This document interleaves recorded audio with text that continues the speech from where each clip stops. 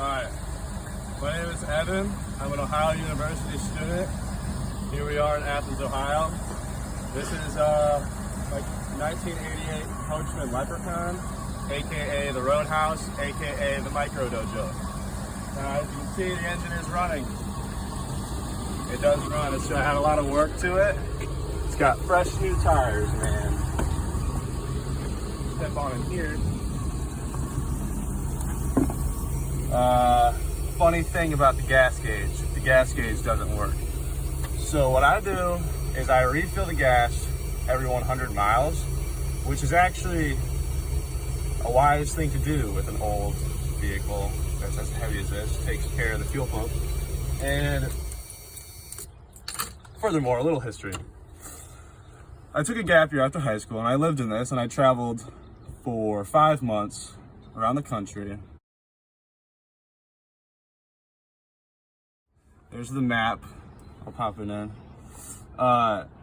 And the gas gauge never worked, and I never ran out of gas. I filled up every 100 miles. It can go a lot more than 100 miles on a full tank, but never ran out of gas.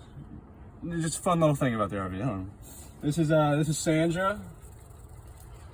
Anyways, let's keep going. Let's go along this way. Next stop, this is the battery bank. It's got solar, all hooked up nice. The solar's pretty alright. I mean, if it's like if you go a lot of days where it's really cloudy, you'll at least have enough juice to like have the lights on while you're making dinner. No promises you're gonna be able to like turn the TV on all night. But if it's sunny out, especially if it's real sunny out, it works pretty well. I mean, you can charge your phone. You don't gotta worry a whole lot about it. There's the ladder. There are a few mishaps here. Fix it up with Flex Seal. Funny thing about that backup camera, it doesn't work. It worked for 1 day. When I put it in, it worked for that 1 day. Broke after a lot of tears, and couldn't save it. All right. Now, the awning, as you can tell, don't pull it out. The awning, it just needs new tarps. It's like a couple $100. It's just I'm studying so hard. I don't have time to replace it. So yeah, on to the next thing inside. Right now we are currently running off the solar power, which is powering our Christmas lights. And those lights, everything, the outlets. So these are couches that pull into a bed. Pretty sweet. Bed number 1, bed number 2, bed number 3 right over there. Got these fans, got 3 of these fans by all the beds. Get some airflow in here. Those are pretty nice to have. This glass broke, so I replaced it with a whiteboard. I thought that might be handy for, I don't know, grocery lists or poetic purposes. These all got storage under them. Pretty nice. Shoebox right there. Switch around. This is your fridge and freezer. So this works pretty well. It runs off propane. If you're going off propane, it doesn't use that much of the solar. I ran it 5 months straight. The only time I had an issue with it was when I was stranded in the desert. Alternator went out. Alternator's replaced though. Stranded in the desert, and these fridges, they run off humidity. Like, they need humidity to cool down. So like, this was like 70 degrees, but everything in here is frozen. So like, everything we owned was like lukewarm or frozen. And that was fun. But it got all figured out once we got, it got figured out eventually. It was only like that for a few days. Here's Here's the shower. I'm 6'5", and I can stand up in it. Pretty alright, pretty alright.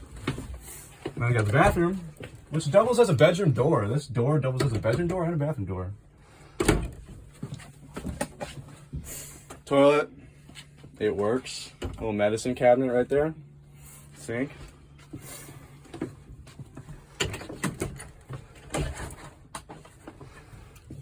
Okay, this is the bedroom. And a shelf right here. And then some hooks over here. And on the TV, there's the fan.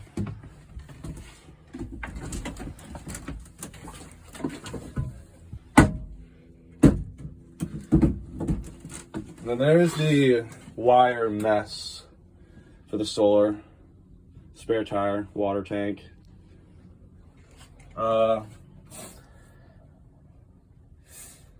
Not a whole lot to say right there. I mean, there's a charge controller all the way to the left. Combiner box with a bunch of fuses in it in the middle. And the inverter right there. 24-volt system.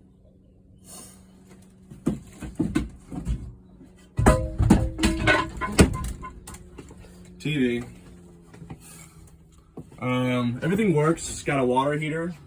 Showering in that shower really is not bad. Like, I don't know what you're used to, but I don't think it was that bad. Yeah, water heater. This also runs off propane, obviously. And you got a furnace, AC. All the appliances work. What more can you ask for? I mean, I don't know. Funny thing about this is your this is what tells you like where your tanks are at, if your tanks are full. This does not work. It never worked. But honestly, it's pretty easy to tell where your water's at. Like you can just look at the water tank. I put like a flashlight up to the water tank. You can see exactly where the water level's at. You're never gonna have to worry about the black tank overflowing. No, that's never happened. You pretty much like, I don't know, like I moved in and I just knew when the gray tank would be full. Like I emptied it about every week. But you can look down the pipes and you can see kind of far down if you see water full. And there's also a separate tank for the shower. So if you shower, not like you don't have all that water mixing in with like your sink water. It's kind of convenient. I feel like there's something. Oh, the propane tank. I was impressed. I filled up the propane tank like not even every month, and we use propane every day. Propane. I liked the propane tank. So, anyways, it's not the classiest. You're not gonna look like hot shit, big money balling, rolling down the street, but it's functional. It drives, and it works. Everything works. Fashion over function, that's the name of the game here. And, alright, that's it. I think that's everything. Thanks for watching.